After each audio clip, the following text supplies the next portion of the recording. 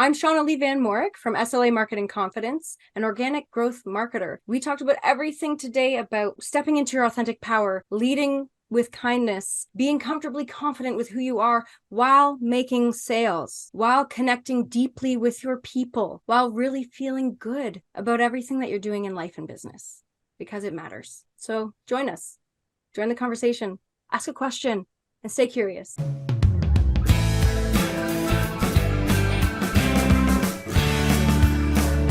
Welcome to yet another exciting episode of the Online Prosperity Show. I'm your host, Prosper Taruvenga, and today we've got a phenomenal guest with us. Shauna, how are you doing today? Oh, I'm splendid. Thank you so much for inviting me to this space. This is going to be a joy. Fantastic. Shauna, I feel like I've known you forever. Your life story and your experience and just the chit chat we had prior. I wish people had privy to that, but people have to pay extra for excellence, right? So yeah, I suppose so.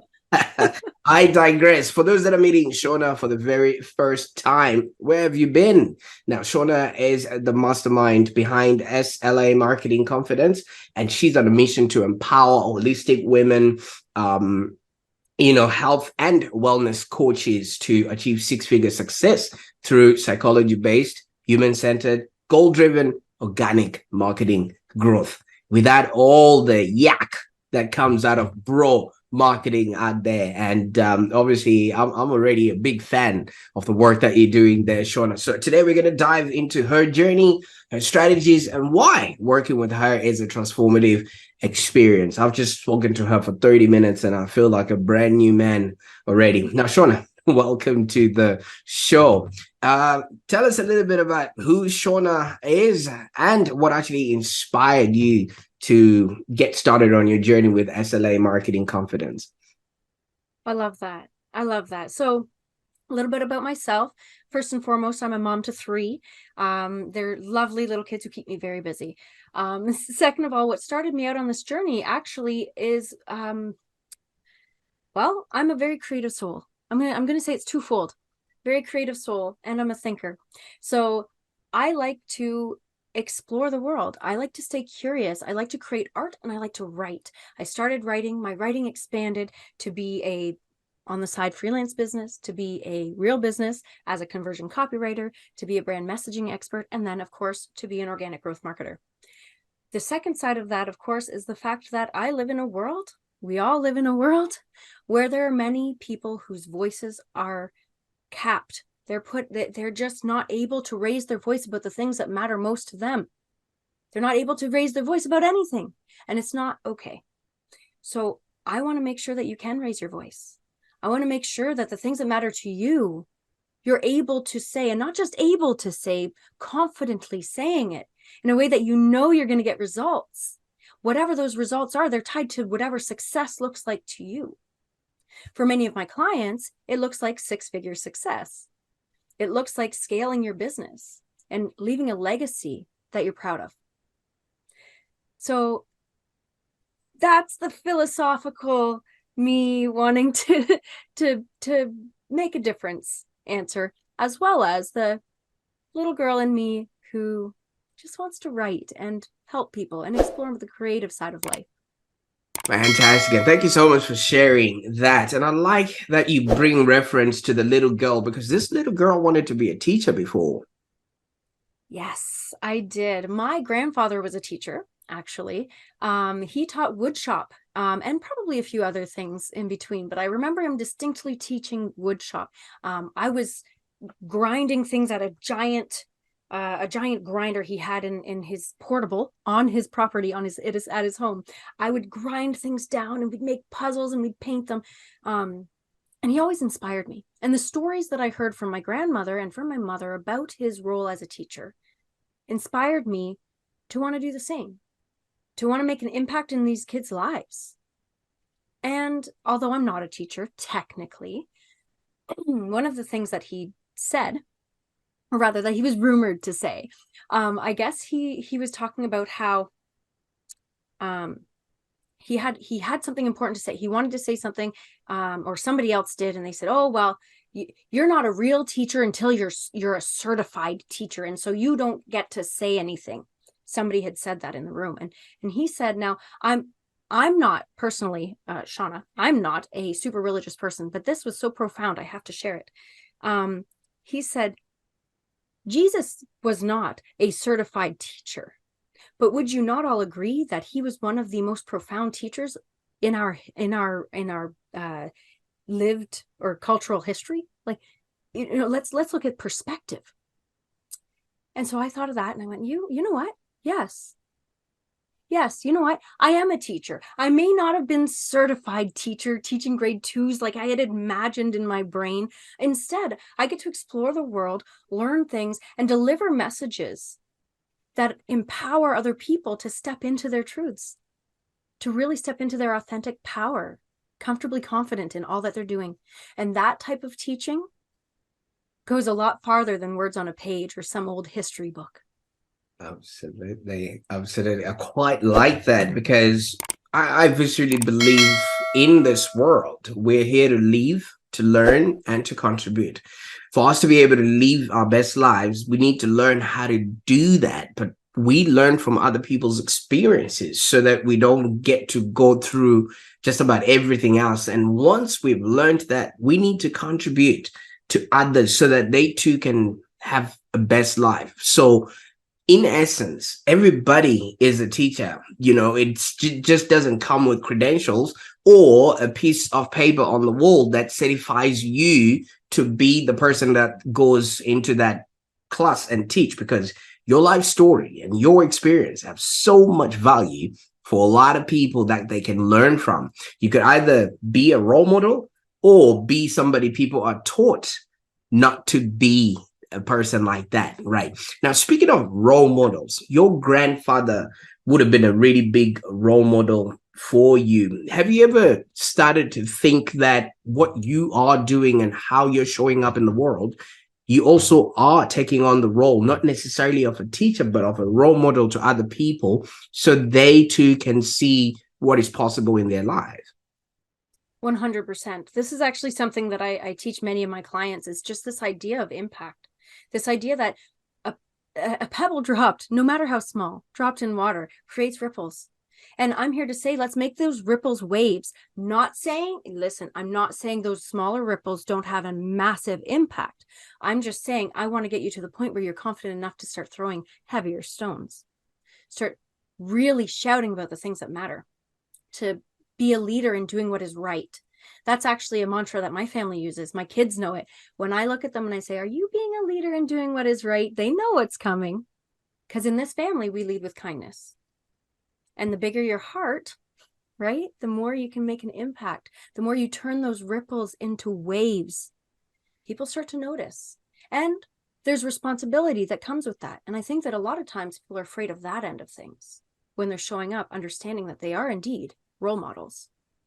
And tying that back to grandfather's philosophy, especially the Christian bit where he gave reference to how Jesus walked on earth and nobody asked for his credentials. Nobody asked for his papers that, hey, listen, man, are you who you say you are? No, he went out asking people, who do people say I am? And I'm feeling that the kind of people that you end up working with, they sort of become very timid or have imposter syndrome, just predicated on the fact that they feel like they don't have any credentials to showcase who they are in the world, which then presents that issue that maybe you can solve. Can you maybe touch up on that whole being credentialed and really showing up in the world? Because I, for one, I'm an expert in what I do, but I don't hold any marketing credentials at all. And it's unlike you go into a plane and you knock on the pilot's door and you're like, hey, can I see your license before you fly us? You know what I mean? You just maybe comment on the part of credentials and why maybe some people feel like they can't step up, just based on that piece of paper. Yeah, I can. And you know what? The interesting thing about that is, credentials or not, everyone experiences that sense of imposter syndrome, that sense of maybe I'm not good enough. And it's what you do, it's how you behave, it's what people see you functioning as, how you're, I'm going to say, how your values, your core values are reflected in your actions. That's what establishes the proverbial know, like, trust factor. That's what makes people not care if you have a pretty paper on the wall, whether you do or not, right? Your actions speak louder than your words. Absolutely. I'm looking at the credentials on your wall right there, and I think you have actually elevated. You've won the game. 3 kids, you told me. I do. I have 3 beautiful kids. And it's funny because I actually went to, I'm a glutton for punishment. I'm a philomath, so I'm a lover of learning. And what that meant within this Western culture and many other places in the world is that you're expected to go to post-secondary. So that's what learning looks like. All right, sure. So I actually have 2 degrees, but you wouldn't know it because I've got all this stuff. Like I think they're under my desk. I don't even know because I don't care. I don't care. They're pieces Is of that what paper. you're Did I learn? slipping on right now so you can be elevated? Not quite. Not quite. But I think it's under there somewhere. Yeah. I think there's a whole bunch of, there's canvas as well because I'm an artist, so I like to paint. So I've got canvas, I've got my diplomas, I've got all sorts of things going on under there. But the things that I feature are things like the Marauder's map. I solemnly swear that I am up to no good. I'm here to be a disturber. I'm here to disrupt the status quo, to shake marketing up and knock it on its behind. It's so important for us to recognize when things are not working the way they ought to be and to voice up about it through stepping through your fear. So rather, you know what, I'm going to argue carrying fear along with you, because that's not something that you just overcome like many people will try to tell you. You just take fear along with you and you do what is right. Harry Potter, I'm here for it. Family, I'm doubly here for it. Absolutely, and that just ties into your family mantra: be a leader and do what is right. Now, where how the you've come a very long way from that little girl who was working in granddad's workshop, and is granddad still with us at all? No, he actually, my family has kidney infection, not infection, kidney failure, kidney disease. That's the one. I lose words sometimes. But yes, I think, I don't know how exactly it worked, but somebody told me it skips a generation, which is a little bit nerve-wracking since he was my grandfather, but many of them have kidney disease. He succumbed to it. I was on dialysis for a number of years, which taught me a lot about resilience, PS, but also just understanding what it means to love deeply and also to lose some of the things that you value most while still retaining that love and that resilience and the passion for learning, growing, teaching. It's really, it's really something else. Absolutely. And Shauna, I mean, obviously, had he been here and seeing at the little girl that is now grown to become the world teacher that you have become, what do you think he would say? That's a great question. I'm not 100% sure. I feel like he'd laugh, but like in a good way, not like in a condescending way, but just that kind of like that tracks. That makes sense. We're not surprised. Just with the way I've often approached things from childhood all the way up. My grandmother, who is with us, she's turning 87 this year. She's my kid's great grandmother, which is super exciting. She used to tell me, because I have 3 brothers, but my one brother, she would say, was like a buzz saw. Go, go, go, go, go, go, go. She said, but you, me, being the only girl, you're kind of like a steady river. Right. There are ups and downs, but they're not too big. They're predictable and there's a steady flow. And it's just this constant, calm, warm presence. And I was like, Grandma, thank you. Oh my goodness. And I feel like my grandfather would say the same. So he wouldn't be surprised that I looked for opportunity and possibility in the face of potential obstacles, like not being a teacher. I went and looked at the teaching opportunities around and said, There's not many. My own personal friend, he has not been able, he's been a teacher for many, many years, well over a decade now, and he hasn't gotten a job. So I'm glad in hindsight that I didn't pursue that, because I saw the trend. And I said, no, we're going to do something different. That said, I've also, here's more information for you. I've also recently been unofficially diagnosed with inattentive ADHD, which is something that my grade 5 teacher actually suggested to my mom. And my mom shut it down, because that was the time when the mass practice was to medicate. Yeah. Instead of exploring other, so my mom wasn't into that. So we found out that my teacher was probably right. That's fine. But it's interesting because there's a reason it's interesting. Now I've got to find the train, because the train just went off the tracks. um, okay. Yeah, that's exactly it. I feel like we're just chugging along. Before I was saying this, Yes. the ADHD mattered. Why? This is classic. Somebody could write a book on this conversation and why this matters. The DSM-6, why Shauna is like the classic inattentive ADHD. We'll get back to it. We'll get back to it. There's a reason. Absolutely. Because at the end of the day, there's so much that you have done and accomplished. And in the process, you actually created a very unique approach. I mean, you could have been a teacher, but you went on and started on this marketing journey yourself. Now, maybe you could walk us through your unique approach of how you started to blend psychology and organic marketing, which certainly sets you apart in the industry. And yeah. I think I just figured it out, and you gave me the answer. That was perfect.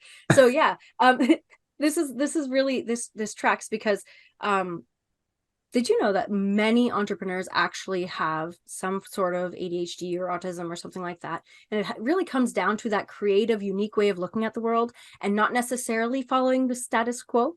I think that's why I actually benefited from not following along with this is how you do things, this is how you do life, and instead going, I get to do life my own way. Watch me. And just kind of taking it on. So my journey, you're asking me about my journey into blending psychology and, in fact, neuroscience and the human condition in with marketing. Yes. So my first degree is actually in psychology. I studied developmental psychology, and I learned all about, sensation, perception, behavioral psychology, habit formation, and the neuroscience behind that. I'm a pretty big psych geek. I love neuroscience. It's quite profound how you can use that information to influence a number of aspects of your life. You see this today, many coaches offering NLP, many coaches offering mindset shifts. It's very much neuroscience, whether they market it that way or not. And so from that point of view, if you look at marketing at its right now, I don't mean traditional outdated marketing, which is very much housed in bro marketing for sales only, that sort of idea. That's very outdated. The trend right now, and I'm going to call it a trend, but I don't really believe that it's a trend. I believe that it's a trajectory that was inevitable, and that is towards connection. Marketing as a connection tool. Marketing to start relationships, to start conversations, and to build community, a sense of community. In fact, in many polls, many marketing polls out there have decided, and I wish I could give you a citation, because I know my psych brain is telling me that I should have this like MLA citation, something or other, but it exists. Look it up. That many millennials and younger anyways, and a little bit of Gen X is kind of so-so. We don't necessarily buy based on the thing we're being sold. The studies are showing now that we're buying based on the relationship we have with the brand. And what that means is, if your brand doesn't resonate with me as a person, if your core values and the actions you take over and above the thing you sell does not align with who I am as a person, I'm not going to invest my time, energy, and money into you. And this is a really important realization with how people's cognition works and how we navigate this space of consumerism, whether it's a service or a product. And so what I do is I bring that knowledge, I bring those psychometrics into the marketing world, and I find out not only how that invisible hand, which is your market, is going to receive what you're putting out into the world, but also how you and your personal brand is being reflected in your professional brand, so that you're in alignment, so that you're reaching your goals, so that your goals and that alignment are stemmed from those values. And you feel good, they feel good, and you're both, it's a win-win. This is conversion that feels good. Right. I hope that answers your question. Oh, absolutely. Because back in the time, it used to be with closing sales, sell or be sold. If always be closing, but now it's all about relationships. You know what I mean? Like even the beginning of when we started talking, I feel like I've known you forever, just predicated on the fact that you've left the honeycombs or the honey, what do you call the breadcrumbs. breadcrumbs. Yes, Hansel and Gretel. Perfect. Absolutely. Right. You get me. Right. I love books. We're here. I'm yes, tracking. you've left the breadcrumbs. So it really makes it super easy that when I show up, I'm literally just reflecting the kind of person that I think you are. And then we then match from that end. Whereas I'm not coming in and saying, so tell me what your name is. What do you want from me today? This is what I've got, buy it or leave it. You know what I mean? And that was what it was like before. So in essence, people are learning about the business way before they show up to the showroom to come and purchase something. And this is probably how you have actually built your brand, SLA Marketing Confidence, right? From its inception to where it is today. Maybe tell us how you've injected, first of all, maybe your personality and how you have actually started to pass this on to the people that are working with you, etc. Yeah, absolutely. So one of my core values is authenticity and simplicity. The thing about authenticity and simplicity is that in business and in life, because I do believe that life and business are intricately intertwined, is they're reciprocal. So the more you show up as your authentic self, the more you can tap into that. And I know it's a journey. You will always be learning more things about yourself. The simpler it is to show up in general, to run your business, to make choices, because you know what is authentic to you, genuine to you, right? And the more simple things become, the quicker you clear away the cobwebs and the clutter to find out what is the most genuine to you, what is the most authentic. So you see, you become more authentic to yourself. Things become simpler, which is allowing you to tap more into that comfortable confidence of who you are, stepping into your authentic power and creating simplicity again. So that's how I've done this through my business, just slowly but surely growing and coming to you as I am. I told you before the show, I'm an open book. I don't have much of a filter. I don't have anything to hide. I'm here to serve. I want to help. These are not things that a sales coach teaches me. These are not things that somebody's scripted for me. This is what I want to do. And I happen to have the intellect, the academic background, and the experience within my business in helping clients to prove and execute on the way that I can serve and help people. And so I'm bringing that through. And when I'm talking to my clients about this, we're tapping into the same things. When we're talking about what is your brand message, I'm asking not just what are your core values, and somebody will say resilience or family, like it's a poster on a wall with bold script and a cat hanging from a branch. I'm not talking about that. I'm talking about the core values in action. How does that show up in action, in your life, in your business? And how can we pull that through into your messaging?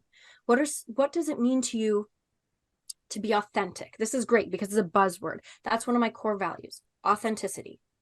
Well, to some people, it means one thing, and to another person, it means another thing. So it's really important to have a definition of what it means to you and how it shows up in your actions.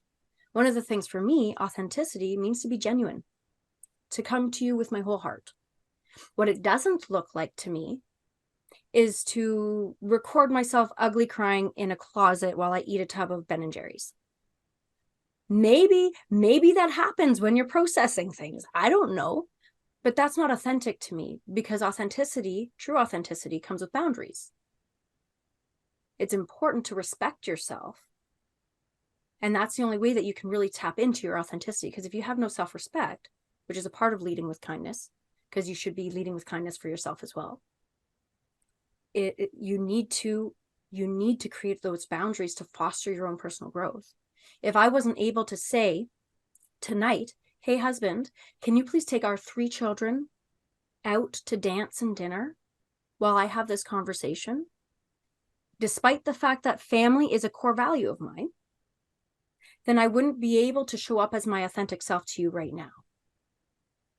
I know it sounds convoluted, but these are the things that we work through when we're finding out what are your core values, how are they showing up, and how can we pull them into your professional brand in order to really resonate with the people who are your dream clients. Not just ideal clients. Ideal clients are great. They pay you, you do the job, awesome. But the dream clients, the ones who, when they show up on your calendar, you're like, I get to talk to so-and-so today. And they're your client. Like you're working together, but you're like, this person's amazing. And I know they're going to tell it to me straight, and I'm going to be able to provide them with the exceptional service, and they're going to appreciate me so much that they're going to actually give me good feedback. And we're going to be able to work reciprocally and find an amazing, whatever success looks like for us. Absolutely. It's beautiful. I like that. I like that. And I'm hoping that this night is not going to be an expensive night for you, because if I was allowed to just go on the town with the kids and everything else, they would just come in full of stuff that mom would be so angry at. Now I'm being authentic with you right then. Okay. But for me, I resonate with that a lot, because authenticity to me is just as simple as, I'm just also going to give a, like a religious reference, that the truth shall set you free. Okay. If you show up in a way that is really you, you're not pretending to be somebody else, it's not going to be an expensive endeavor, because you want to keep up that persona. You now feel like an imposter and things of that nature. So some people hire clothes, some people hire cars, some people hire staff, and pretend that they're at a certain level, which they're not, which then entails them to then keep up with that appearance. And first of all, it's not going to set you free, because you never know what you say to the last person that you need to continue with that facade. Now, you've taken yourself off of everybody else as your target market, and you've set yourself center to work with holistic women and wellness coaches. Why this specific focus, and what actually makes your strategies tailor-fitted for people like this? I love that question. Genuinely, I love that question. Number one, women. I'm a woman, hello, but more than that, I'm a feminist. And I'm not a feminist in like the bra burning, extremist, don't hold the door open for me type of feminist. I'm a feminist as it was at inception. Egalitarianism. Treat me like a human being, because you deserve to be, and so do I. So do we all. And so I want to help women to step into that, because so often, and in fact, I'm going to tell you that I've experienced that. What I'm going to tell you about, my mother's experienced this, my grandmother has experienced this, and they've told me, not from me asking, just in conversation, that you voiced something as a woman, you voiced something, and you get that proverbial pat on the head. That's nice, dear. Why don't you go sit in the corner somewhere while the big people talk? And it's infuriating. And this is why I tell people, you have something to say. Let's shout about it. And let's get you heard. So that's women. That just covers one aspect. Coaches in general. I mean, I know that there's been a huge surge of coaches and mentors lately, and I'm glad, because you know what? There was a time when I couldn't find a person to help me with what I needed the help with, without jumping through, government or healthcare hoops in order to get the support. And that just felt like way too many steps in order to achieve my dreams. Now, with all the coaches available, provided you're vetting them appropriately, because remember, there are some people who are not as authentic and real as we'd like them to be. Now that access is literally a click away. I need a mentor for YouTube. There's like 16 people you could contact. That's amazing. That's amazing. So these people are helpers. And of course, my heart-led business, I want to help the helpers. So now my impact, my ripple touches them, which touches the next group of people, the next group of, right? And then we turn those ripples into waves. Now we talk about wellness, in particular, health and wellness, but wellness. This stems from my psychology background. I have extensive knowledge about this stuff, and like really anatomical knowledge. Like I can tell you about the different areas in the brain that's triggering certain responses and why we might be doing these things or maybe not that thing. I can tell you about habit formation and the neuroscience behind affirmations. There are a lot of people who will say things like, oh, I want you to do this affirmation. And they may be confronted with an objection in sales and marketing about affirmations being woo. Well, I can take that and I can break it down to the scientific level and say, actually, here's the proof for why affirmations work from a hard science point of view, which I love. Now, don't get me wrong, I'm still a little woo too. I love to talk astrology and all that jazz, but there's science behind that too. I'm not the astrology person. I'm the psychology and neuroscience person. So I'm able to serve them at a deeper level than just your average marketer who tallies success based on a number on the wall. Absolutely. Or some analytics from an algorithm that they're chasing, which constantly is fluctuating and changing. Mm-hmm. And that's a really interesting point too, because analytics are important. Psychology requires statistics. Okay, this is really important. And so does neuroscience. It requires statistics. But when you look at things as only a number, as only analytical, you're missing a huge chunk of what you could be doing. And this is a flaw. This is a flaw in the system. So we need to do both of those things in order to actually achieve success. absolutely. I quite like that. Now, obviously, for people that are watching this, they'll be like, I don't have that many degrees as Shauna has. I don't have a grandfather that would have taught me woodworks and things like that. I cannot be as successful as Shauna has become. Maybe you can share a particular success story or some sort of transformation that actually showcases the effectiveness of your strategies that are just not you, but somebody that you worked with. And obviously, you don't necessarily have to share names just to protect the innocent. But yeah, if you can just give us a rundown of what it looks like, maybe to work with you or just going through the stuff that you're teaching or working with people on. Yeah, absolutely. And it's just a matter of choosing a person or a case study, so to speak. Yeah. You can actually find this person on my website right now. I'm compiling a list of case studies that people can go and check them out anytime. Right now I have one person on my brand new website, by the way, brand spanking new, which is why I've only got one person on there right now. But I'll use her because it's easy access and anybody watching can actually reference it at any time by going to shaunalee.com. You'll see my name. It's just my first and middle name. So this person came to me and was very overwhelmed and a little bit hesitant to kind of shine her star. Wasn't really sure how to get consistency in her business without sacrificing family time. She has a couple of kids, a husband, and really wanted to commit herself to her family while growing her business. And she thought it was impossible. She was constantly being taught that the hustle, you've got to do all the things. And I said, okay, we're going to calm down, first of all, right? We're going to bring this down about like at least an octave, guys. And we're going to figure this out. We're going to tap into your core values. We're going to find out, where does it make sense for you to show up? Does it make sense for you? And I don't just mean tactically. That's a part of it, but also emotionally. Do you feel good showing up on Facebook? Yes or no? Does it feel good on Instagram, on LinkedIn? Those are my main places, by the way. Do you want to write blogs? Do you want to show up on video?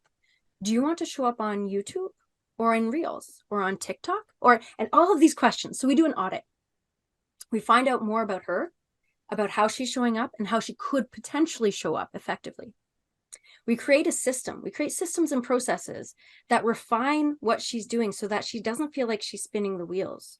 She knows the who, what, where, when, why, and how of all of her marketing functioning. There's no guesswork. One of the big things, especially for women, but for anybody, especially in business, is choice overwhelm. We get overwhelmed by choices. So if we take the choice out of the situation, it makes everything we do easier. This is going back to that simplicity, tapping into our authentic self and making our choices simpler. And then creating automations and using tools and potentially outsourcing where it makes sense, if it makes sense, and just continuing that system. Now, she's showing up with ease. She's not worrying about the next thing to post. She's showing up 3 times a week. And 3 times is enough, by the way, everyone. If you're going to get gurus telling you that you need to show up every single day. Otherwise, you're not going to achieve any success. No, that's not true. That's actually been proven many times to be not true. It all depends on your goals. And it's really important to get clear on what are your marketing goals before you even make the plan or strategy going forward. So for her, she's just sitting pretty, right? She's having more conversations. She's converting she's converting well, but she also has a full-time job that I'm a bug because I'm still in her world. I stay in my clients' worlds because I love them.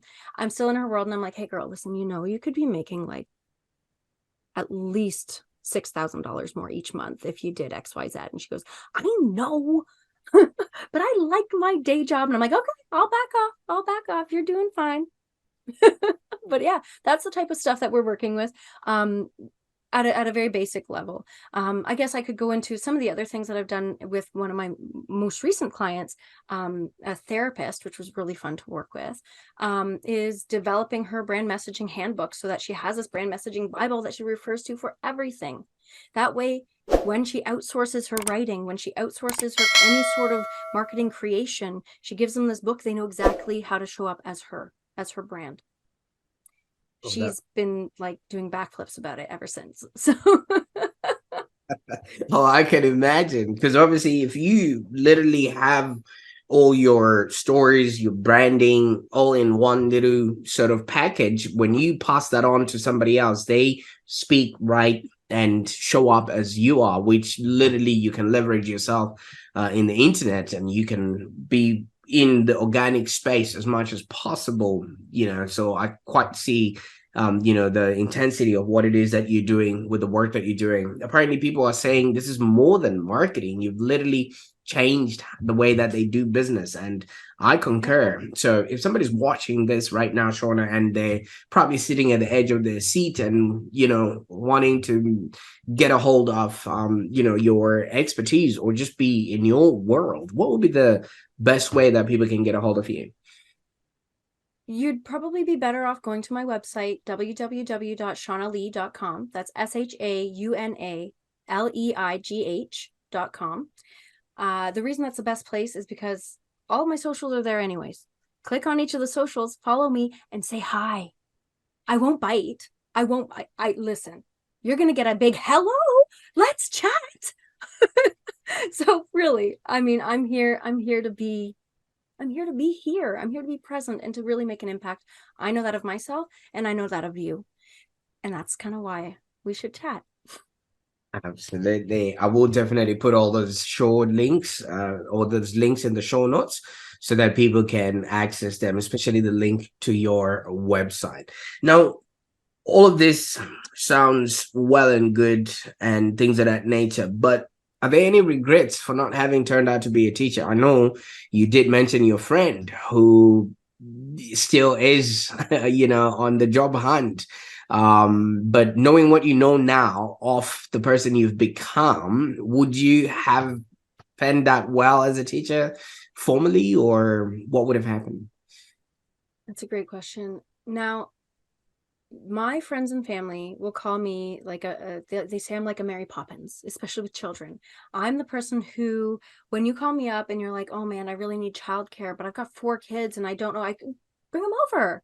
And they'll say, but you've got 3. And I'll say, yeah, and that's 7. Look, we can do math. I don't care. Like, we're going to get together. Actually, I had my friend's kids over the one time and my neighbor's kids. We each have Do we each have 3? Yeah, we each had 3 kids. So I had 9 kids over at my house. And you know what I did? I got a whole bunch of boxes in my basement and we set up the big screen with a movie. I think we were watching Incredibles, and they each had a box that they were able to decorate like it was a car. So we were all in a drive-in. And then I took old t-shirts and we made little masks and capes so that they could play. And it was amazing and it was fun. And the thing is, but people don't typically realize is that, you know, when you've got 1, 2, 3 is kind of on the cusp, it's challenging because you've got to be there for each of them individually in some capacity. Once you get to more, they're kind of there for each other, especially if you got some of the older ones. Like my eldest is 9 at the time of this recording. So it's easier for me to say, okay, my 6-year-old is playing with my 2-year-old niece, and I know they're safe because if anything happened, my 6-year-old would say something. Everybody, there's a lot of synergy, and it works out. I would rather have more than less, if I'm being honest, because then I can just sit there and kind of monitor while I drink my tea. So I say all of that because I don't think I would be able to own that title as well if I was a teacher, because I know the teaching space. I'm heavily involved with the school. I love the teachers who are supporting our children every single day, and it's hard. It's hard work to go in there every day with, I mean, if you've got a class of 20, you're winning. Some of the classes at the school closest to us have 30 kids, little kids. And you might have a teacher and a support teacher, maybe. That's still 15 per adult. That's a lot to do every single day. It wears on a person, and I know that it would wear on me, because one of my other jobs before I stepped away from it to do my business full time, before my business was self-sustaining, I was actually supporting people with special needs. I still do so in a relief capacity because I've been working with one resident for 14 years now, so I can't leave her. Bleeding hearts. So it wears on you though when you're doing it full time, when that's your job, right? Absolutely. So I don't have regrets. I think I could have done a good job, but I think it might have bled into some of the other things that I do in life and sucked away the joy that I actually do have to be around children and to soak in their curiosity and to foster their ability to make a mess. Because I'm an artist. I love a mess. If I can get them in there with their fingers in the paint or whatever, I'm going to do it. It's so fun. That's a part of learning. That's a part of life. Let's climb the tree. Let's jump in the puddles. Let's make artwork out of leaves. Absolutely. I don't know that I would have retained that if it was a job. Yeah, I can see that, because, you know, even I like my 2 girls, but I like them in doses. You know, like maybe 1 hour a day is enough. Not having to make that as a full-time endeavor, then that'll be like, you know, that that would have been something else. Now, I'm actually going to christen your business Spread Love and Authenticity. Now, tell us what the future holds for Spread Love and Authenticity Marketing Confidence. What does the future hold? Well, I am writing a manuscript, which is really exciting. Wow. All about stepping into your authentic power and being comfortably confident with who you are. This is a book that is for ambitious women, for entrepreneurs, but is equally effective for a person who just wants to live their best life, regardless of whether they own their business or not. And it's shaping up to be a really impactful book. And what's really cool about it is that there are going to be companion books. There are going to be a lot of spin-offs. I have a book coach who's supporting me, and it's really cool. And I'm hoping to have it out by the end of 2024, which is scary to say, but also exciting. And yeah, and then of course, I'm growing my business. I'm growing a community that is dedicated to the same core values that I also possess, and kind of growing that in a way that enables all of us to grow and thrive. Well, for them, actually, my promise is 250K in 2 years or less guaranteed, which is really exciting. Absolutely. Absolutely. Well, I'd like to propose that when you are doing your book tour or book launch, if you could also use our platform to come and launch the book, I'll be more than happy to have you back as a guest so we can specifically just talk about the book. Absolutely. That's something I have to admit, that's something that I'm probably the most excited for with the book, is the speaking opportunities.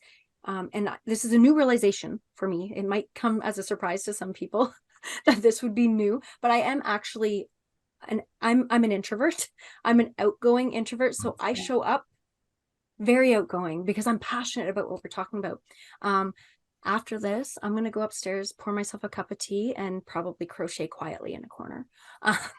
So it's exciting to me to be able to stand up and potentially read some of my book and share some of the insights that I have gained over the years of experiencing everything from bullying to financial hardships to loss. My family's house burnt down in 2008 at the same time as the recession. Both my parents lost their jobs. I was paying for myself through university. All of that really impacted who I am. And I'd like to stand up and say to people, hey, look, not only have I experienced this and come out ahead, I used to hate myself. I genuinely love myself. You know what I mean? Like, this is something I want to show is possible. And it's not just me. I have so many stories of friends and colleagues and peers who are contributing so that you can hear theirs as well. So that it's going to get you to that place where you got this. You got this. And not just you got this, like you, your soul, who you really are, not the mask you wear. It's exhausting. I'm sorry, I'm on a soapbox now, but it's exhausting carrying around a briefcase of masks every day. Exhausting. Ditch the briefcase, man. I like Ditch it. the briefcase and just show up as you. I guarantee you're more than enough. I love that, Shauna. You know when I don't know if they have this where you are there in America, but here in Australia, there's some cheap airlines where you just pay for the seat. You might just pay $50 or $60 for the seat to another city, but any other luggage that you bring onto the plane, you're paying extra for, which basically means you will end up paying as much as having just paid a normal flight, which didn't lure you with the bringing in of a cheaper seat. And so many people are carrying that, which you say masks and everything else, and they don't realize that when you're flying, they actually give you a mask if all goes well, and they tell you to put that mask on first. But if you're traveling heavy, it actually is going to cost you. So I believe if you really want to go in life, travel light, and it's actually cheaper, be authentic. And I think that's the underlining message in what you're saying there. Absolutely. Absolutely. And be comfortably confident in your authenticity, because there's power there. Great stuff. Well, there you have it, folks. That was a deep dive into the world of SLA Marketing Confidence with the incredible Shauna. And I can't thank you enough for the time that you've spent with us on the call today. I know you took yourself away from your kids, you took yourself away from your crocheting, but I think you were doing something that you absolutely love, which is sharing your message with people all about authenticity and basically helping them be, do, and have a happier existence. So thank you for sharing your insights, your strategies, and a little bit about your unique personality. Thank you so much for having me. It's genuinely been a joy. Absolutely. And if you're a holistic health and wellness coach that's seeking transformation, make sure you connect with Shauna and explore how you can learn crocheting. Confidence can actually elevate your journey. I'll be making sure that I put all those details in the show notes below. And until next time, this has been Prosper and Shauna. We're signing off. Shauna says she's going upstairs to do a bit of crocheting while she waits for the kids to come back. I'm probably going to get on with my day. And we're just here to uncover the secrets to conversion that actually feels good. Bye for now.